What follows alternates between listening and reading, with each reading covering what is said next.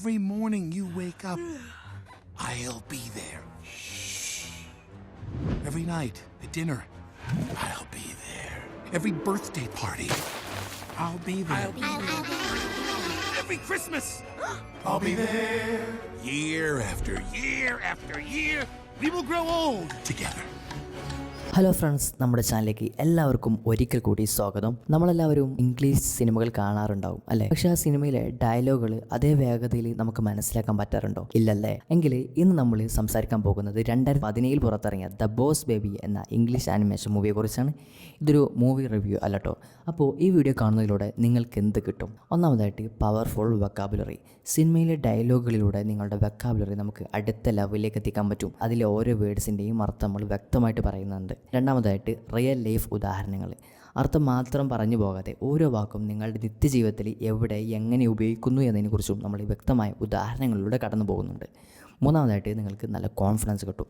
Video കണ്ടു കഴിയുമ്പോഴേക്കും English സിനിമകൾ വളരെ കോൺഫിഡൻ്റ് ആയിട്ട് നിങ്ങൾക്ക് കാണാൻ കഴിഞ്ഞിട്ടുണ്ടാകും. അപ്പോൾ ഒട്ടും സമയം കളയണ്ട, ഇംഗ്ലീഷ് പഠനം നമുക്ക് കുറച്ചുകൂടി കളർഫുള്ളായിട്ട് തുടങ്ങാം.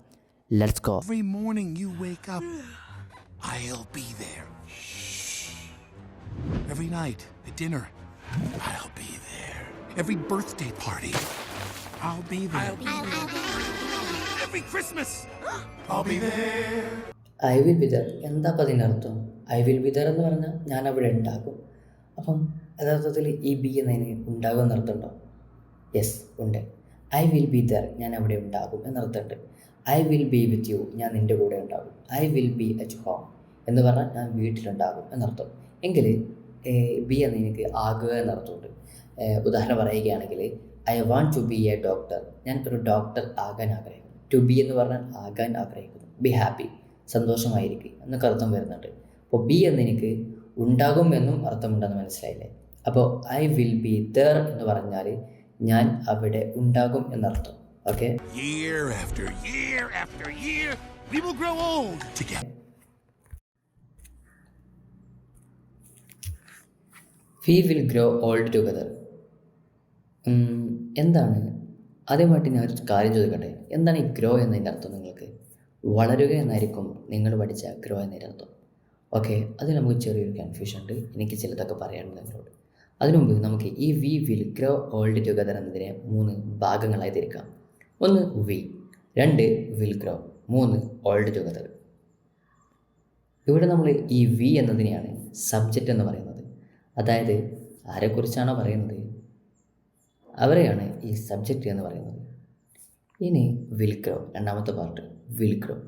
ഇത് ഭാവിയിൽ നടക്കാൻ, ഫ്യൂച്ചറിൽ നടക്കാൻ പോകുന്ന കാര്യങ്ങൾ പറയുമ്പോഴാണ് നമ്മൾ വില്ലെന്ന് ഉപയോഗിക്കാറുള്ളത്. അത് നിങ്ങൾക്കറിയാമെന്ന് വിചാരിക്കുന്നു. ഉദാഹരണം പറയുകയാണെങ്കിൽ ഐ വിൽ പ്ലേ, ഞാൻ കളിക്കും. ഐ വിൽ ഈറ്റ്, ഞാൻ കഴിക്കും. എപ്പോഴല്ല, പിന്നെ കഴിക്കും എന്ന അർത്ഥത്തിൽ. അപ്പോൾ വിൽ ഗ്രോ എന്നതിൻ്റെ അർത്ഥം എന്താവും?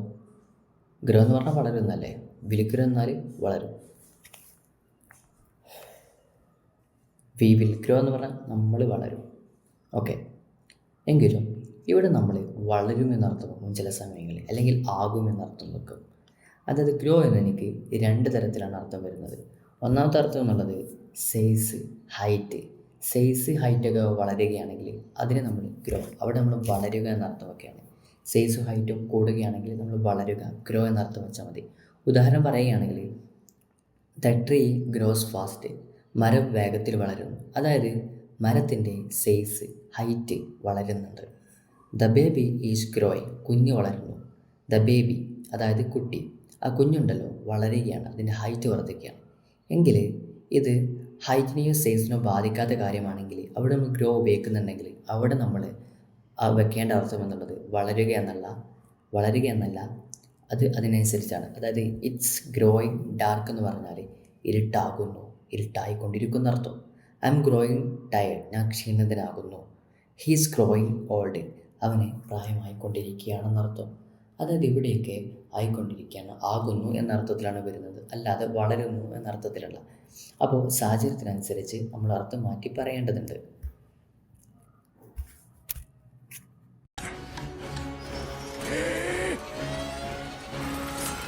You and I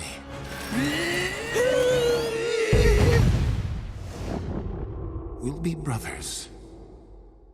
Always. No, No. This is terrible. ഭയങ്കര കഷ്ടമാണ് അല്ലെങ്കിൽ ഭയങ്കര മോശമാണ് എന്നൊക്കെയാണ് അർത്ഥം. ഒരു ഉദാഹരണം പറഞ്ഞാൽ നമുക്ക് അവസാനിപ്പിക്കാം. The weather is terrible today. ഇന്ന് കാലാവസ്ഥ ഭയങ്കര മോശമാണ്. അപ്പോൾ ടെറിബിൾ എന്ന് പറഞ്ഞാൽ ഈ ഭയങ്കര മോശമാണ് അർത്ഥത്തിൽ. ടെറർ എന്നൊക്കെ നിങ്ങൾ കേട്ടിട്ടുണ്ടാവും. ടെറർ എന്ന് ഓർക്കുമ്പോൾ അതിൻ്റെ ഭീകരത എന്നൊക്കെയാണ് അർത്ഥം. അപ്പോൾ അതിനോടൊരു സാമ്യമുള്ള വേർഡ് തന്നെയാണല്ലോ ടെറിബിൾ എന്നൊക്കെയുള്ളത്. Okay, this No. This can't be happening. But it is. You can't stay here. I can't. Don't panic. But it feels right. This can be happening. നമ്മൾ എപ്പോഴും ബ്രദേഴ്സായിരിക്കുമെന്ന് പറഞ്ഞപ്പോൾ ഇവ പറയുകയാണ് ദിസ് ക്യാൻ ബി ഹാപ്പനിങ്. ഇതൊന്നും സത്യമാകല്ലേ എന്നോ ഇതൊന്നും സത്യമാകരുതേ എന്നാണ് അതിൻ്റെ അർത്ഥം വരുന്നത്. ഇത് നമുക്ക് പല സാഹചര്യങ്ങളും നമുക്ക് ഉപയോഗിക്കാൻ പറ്റുമല്ലോ. നമ്മളെ പറ്റി ഇങ്ങനെ ചില കാര്യങ്ങളൊക്കെ പറയുമ്പോൾ നമ്മളെ പറ്റി തന്നെ ഇത് നമുക്ക് പല സാഹചര്യങ്ങളിലും ഉപയോഗിക്കാൻ പറ്റും. അത് നിങ്ങൾ തന്നെ ഉദാഹരണം കണ്ടെത്തിയിട്ട് നിങ്ങൾ തന്നെ പല സാഹചര്യങ്ങളും ഉപയോഗിച്ചാൽ ദിസ് ക്യാൻ ബി ഹാപ്പി, ഇതൊന്നും സത്യമാകല്ലേ എന്ന് പറയാം.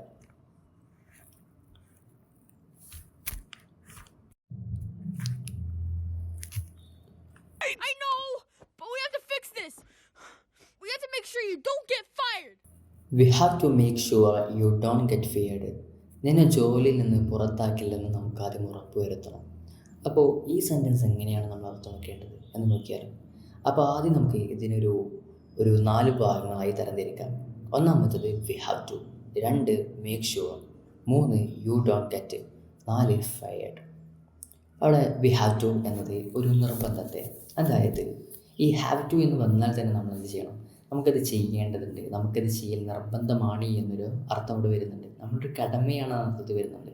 അപ്പോൾ വി ഹാവ് ടു, ഇനി അതിൻ്റെ അർത്ഥം കംപ്ലീറ്റ് ആകണമെങ്കിൽ ശേഷമുള്ളതും വരണം. അപ്പം we have to make sure, we have to make sure. Make sure എന്ന് പറഞ്ഞാൽ ഉറപ്പ് വരുത്തേണ്ടതുണ്ട്. അപ്പോൾ we have to make sure, നമുക്ക് ഉറപ്പ് വരുത്തേണ്ടതുണ്ട്. ഇനി നമുക്ക് ശേഷമുള്ളത് നോക്കാം. You don't get fired.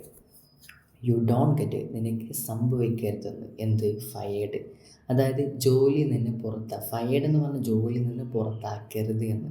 അപ്പോൾ we have to make sure you don't get fired, നമുക്ക് നിന്നെ ജോലിയിൽ നിന്ന് പുറത്താക്കുകയില്ലെന്ന് ഉറപ്പ് വരുത്തേണ്ടതുണ്ട് എന്നർത്ഥം വരും. അപ്പോൾ നിങ്ങൾക്കൊരു സംശയം ഉണ്ടാവും, ഫയർ എന്ന് പറഞ്ഞാൽ തീ എന്നല്ലേ അർത്ഥം. ആക്ച്വലി ഫയർ എന്ന് പറഞ്ഞാൽ നൗണായിരിക്കുന്ന സമയത്ത് അത് തീ എന്ന് തന്നെയാണ് അർത്ഥം.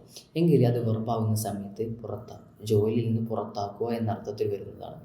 അപ്പോൾ ഫയർ എന്ന് എനിക്ക് 2 അർത്ഥങ്ങളുണ്ടെന്ന് മനസ്സിലായെന്ന് വിചാരിക്കുന്നു.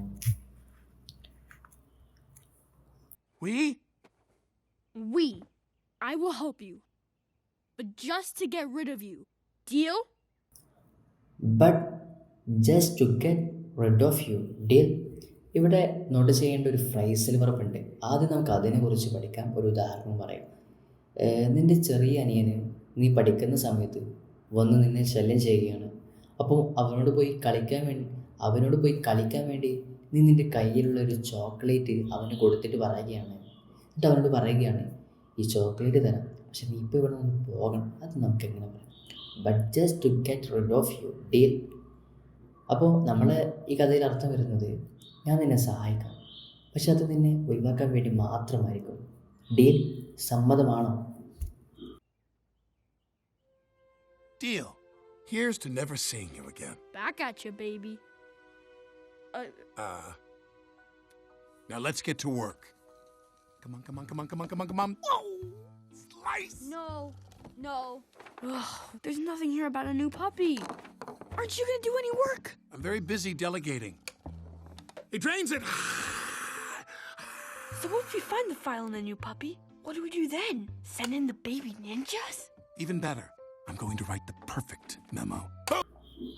Back at you. Back at you എന്നുള്ള നല്ലൊരു പ്രയോഗമാണ് കേട്ടോ. നിങ്ങൾ സെയിം ടു യു എന്നൊക്കെ കേട്ടിട്ടുണ്ടാവുമല്ലോ. അതായത് നമ്മുടെ ഹാപ്പി ബർത്ത്ഡേ, അല്ലെങ്കിൽ നമ്മൾ ഹാപ്പി ബർത്ത്ഡേ വിഷ് ചെയ്യുകയാണെങ്കിൽ നമുക്ക് അവരോട് പറയാം ബാക്ക് ടു യു അല്ലെങ്കിൽ സെയിം ടു യു എന്നൊക്കെ പറയാം. അതായത് നിനക്കും അത് തന്നെ നേരുന്നു, നിനക്കും അത് തന്നെ ആശംസിക്കുന്നു, അത് നിനക്കും തിരിച്ചു നൽകുന്നു എന്നൊക്കെ അർത്ഥത്തിലാണ് back to you, same to you എന്നൊക്കെ പറയുന്നത്. ഒരു ഉദാഹരണം പറയുകയാണെങ്കിൽ, നിൻ്റെ കൂട്ടുകാരൻ നിന്നോട് പറയുകയാണ് ഹാപ്പി ബർത്ത്ഡേ എന്ന് പറഞ്ഞാൽ നിനക്ക് തിരിച്ചു പറയുന്നത് thanks and back at you എന്ന് പറയാം. I'm very busy delegating. ഇവിടെ ശ്രദ്ധിക്കേണ്ട ഒരു വേർഡ് എന്നുള്ളത് ഡെലിഗേറ്റിംഗ് എന്നത്. മറ്റുള്ളവർക്ക് ജോലികൾ ഏൽപ്പിച്ചു കൊടുക്കുന്ന തിരക്കിലാണ് ഞാൻ എന്നാണ് ഇതിൻ്റെ സെൻറ്റൻസിൻ്റെ അർത്ഥം. അപ്പോൾ ഇവിടെ ഡെലിഗേറ്റിംഗ് എന്നാൽ മറ്റുള്ളവർക്ക് വീതം വെച്ച് കൊടുത്തിട്ട് ഈ ലീഡേഴ്സ് കാട്ടുന്ന പോലെ ലീഡർഷിപ്പിൻ്റെ ഒരു ക്വാളിറ്റിയാണ് ഈ ഡെലിഗേറ്റിംഗ് എന്നുള്ളത്. അപ്പം വീതം വെച്ച് കൊടുത്തിട്ട് അവരെ കൊണ്ടും ജോലി എടുപ്പിക്കുന്നതാണ് ഇത് ഡെലിഗേറ്റിംഗ് എന്ന് പറയുന്നത്. അപ്പോൾ ഗൈസ്, ഇന്നത്തെ വീഡിയോ ഇത്രയേ ഉള്ളൂ. നിങ്ങൾ ഇഷ്ടപ്പെട്ടാൽ ഉറപ്പായിട്ട് നിങ്ങളുടെ ഫ്രണ്ട്സിനും മറ്റുള്ളവർക്ക് ഷെയർ ചെയ്തിട്ട് നിങ്ങൾ പരമാവധി ഈ വീഡിയോ മറ്റുള്ളവരിലേക്ക് എത്തിക്കാൻ നോക്കുക എന്നുള്ളതാണ്. അപ്പോൾ നമുക്ക് അടുത്ത വീഡിയോയിൽ കാണാം. ഇനി നിങ്ങൾക്ക് ഇഷ്ടപ്പെട്ട ഏതെങ്കിലും ആനിമേഷൻ മൂവികൾ ഉണ്ടെങ്കിൽ നിങ്ങൾക്ക് താഴെ കമൻറ്റ് ചെയ്യാവുന്നതാണ്. എന്തെങ്കിലും ഡൗട്ട് ഉണ്ടെങ്കിലും താഴെ കമൻറ്റ് ചെയ്യാവുന്നതാണ്. അപ്പോൾ അടുത്ത വീഡിയോയിൽ കാണാം. Let's by.